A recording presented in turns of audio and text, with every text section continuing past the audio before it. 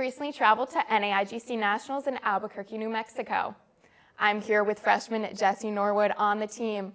For many, this was their first time competing at Nationals and on a larger stage. What did that feel like, competing on such a large stage? I would have to say it felt surprisingly small, actually. When we walked in, there were so many people on so many events. There was so much equipment set up, and it was a huge convention center. But once I was actually competing on the events, everything kind of faded away. It was just like me, my routines that we've been practicing forever, and my teammates off to the side. And so it made it feel just so much smaller and more fun, really. Now, Jessie was the sole gymnast to qualify to event finals with her 9.7 on beam. What did that feel like, qualifying as a freshman? It was really unexpected, honestly. I did not go into nationals thinking I'd qualify. I just wanted to go and have a fun time with the team. But it felt really exciting. I had surgery at the beginning of the summer, and so I've been kind of recovering since then. And this felt like a marker of success in recovery, which was just a great feeling. Now, were there any expectations or pressures on you going into finals? Not really, and that made it such a great experience. Our president, Sarah, just kind of pulled me aside and said, just do what you normally do. You're already here, you're gonna be great. And so I just did what I normally do, and it worked out great. It was really fun. That's great. Now that you've ended the season on such a high, what are some goals going into the next year?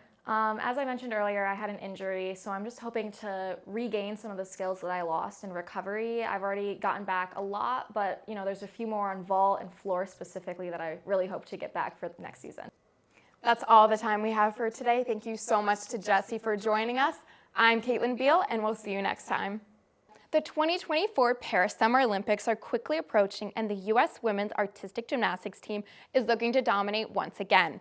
A Team USA gymnast has won the last 5 consecutive Olympic all-around titles.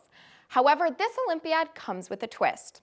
College athletes are allowed to compete for the first time in sports history.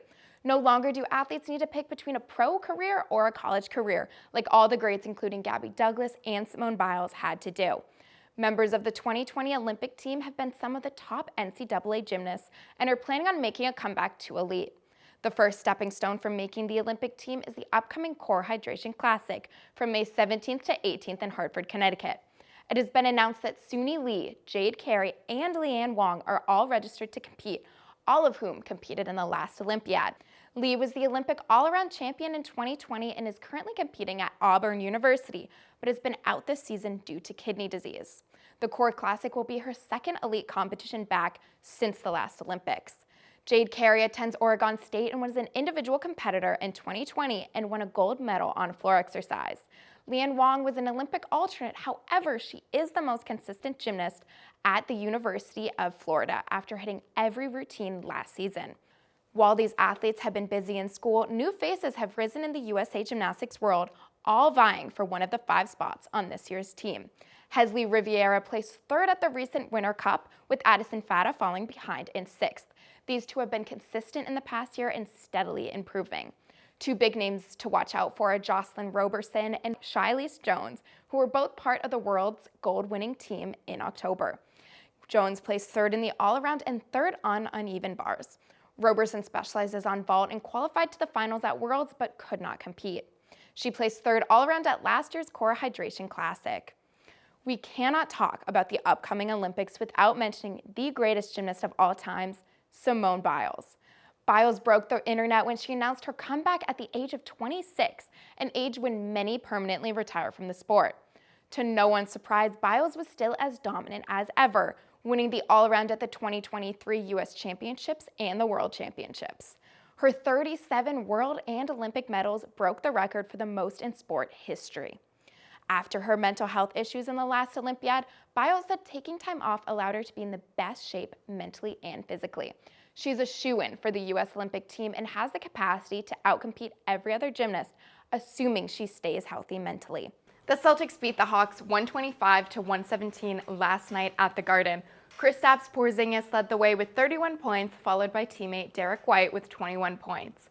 White's 4 3-pointers in the 4th quarter lengthened the team's lead and helped to clinch the victory.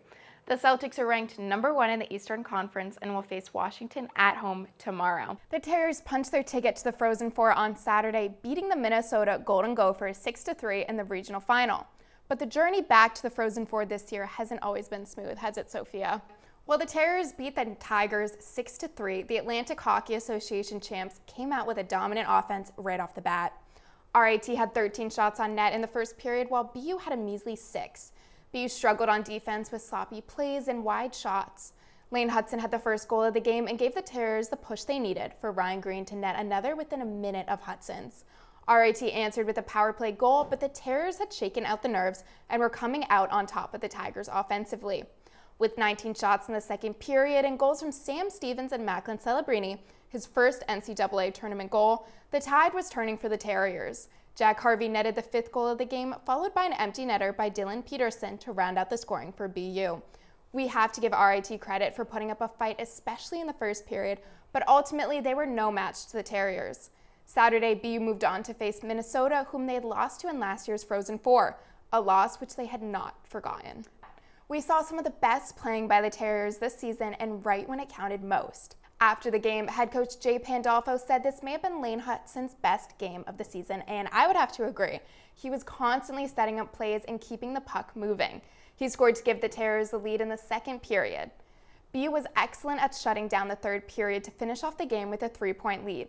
Want to tell us about some of those goals, Sophia? Freshman defenseman Zeev Buyam will undoubtedly play a big role in the semifinal game.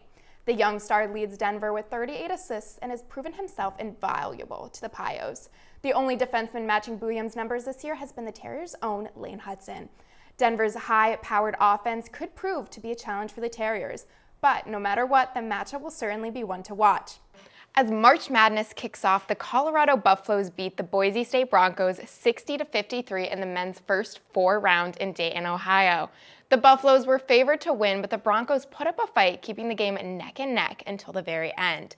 Colorado is now the 10th seed and will face the University of Florida in the first round of March Madness tomorrow. Stacey Wakefield, the widow of former Red Sox pitcher Tim Wakefield, lost her battle with cancer on Wednesday. Per WCVB, Stacey's passing comes just 5 months after Tim passed away from brain cancer. Stacey and Tim dedicated their time to work alongside the Red Sox Foundation and the Jimmy Fund. They are survived by their 2 children. Both the men and women's lacrosse teams began their seasons with wins this past week. Men's lacrosse defeated St. Joseph's 14-10 on February 6th and then went on to beat Vermont in their home opener with a score of 18-8. Vince D'Alto beat the record for most points scored in men's lacrosse program history against Vermont. The graduate student surpassed the previous record of 215 set by Timmy Lade last season and now has 220 points with 136 goals and 84 assists. Last season, the Terriers went 10-4 and won their 2nd straight Patriot League regular season title. Their roster this season is stacked with high-scoring talent, including 8 graduate students. Moving on to the women's side, the women's lacrosse team beat Merrimack 17-6 on February 10th. The team has steadily been improving over the last 2 seasons, going from a 2-15 record in 2022 to a 9-9 record in 2023. Hoping to better the team this season is new assistant coach Brindy Griffin. Griffin graduated from the University of Maryland in 2021, where she won 2 national championships. As a player, she accumulated 199 points and was a 2-time team captain. Afterwards, she was assistant coach of Navy women's lacrosse, where she helped them advance to the Patriot League semifinals last season. Jaylen Brown spent the all-star break of the NBA making strides with his foundation, Juice. Brown traveled to San Juan, Puerto Rico to increase education access on the island. Juice is on a mission to bridge the opportunity gap for children in Black and Brown communities. As Brown said, quote, "I think education is one of the most powerful devices that we have." The Bees face the Washington Capitals this Saturday. And speaking of the Capitals, both the Capitals and the Wizards have called off their move to Northern Virginia, opting to stay in D.C. until at least 2050. Per NBC4 Washington, the city will invest $500 million into a, quote, total transformation of the Capital One Arena and downtown.